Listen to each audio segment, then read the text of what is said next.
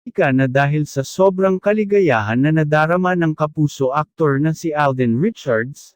na naging girlfriend na niya ang actress na si Catherine Bernardo, ay ito at napabigay agad siya ng regalo dito na isang motorsiklo.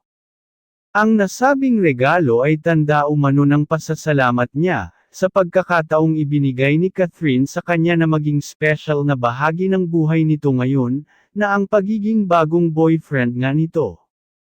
Ayon pa sa chika, ay labis umanong ikinatuwa ni Catherine ito dahil first time niyang magkaroon ng motorsiklo na regalo, dahilan kaya sobra ang pasasalamat niya kay Alden.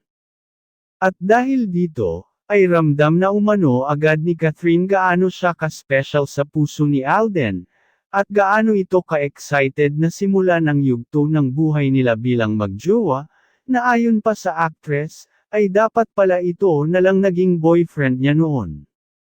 Ang dahilan naman ni Alden, kung bakit motorsiklo ang una niyang iniregalo sa girlfriend na umano niya ngayon na si Catherine, ay para mag-enjoy ang actress sa pamamasyal sa mga free time niya, sa mga panahong gusto niya muna sariwain ang kapaligiran niya. Ayon pa sa karagdagang chika, ang nasabing motorsiklo na ibinigay ni Alden kay Catherine ay nagkakahalaga ng 220,000 pesos, dahilan kaya napaisip tuloy ang actress na gaano siya kaimportante sa nasabing aktor at boyfriend na ngayon. Sinubukan din umanong tanggihan ni Catherine ito, pero ipinagpilitan daw ni Alden na tanggapin niya ito, kasi deserved umano ng actress ng mga bagay na magpapatunay gaano siya ka-worth it na maging bahagi sa buhay ng nasabing aktor.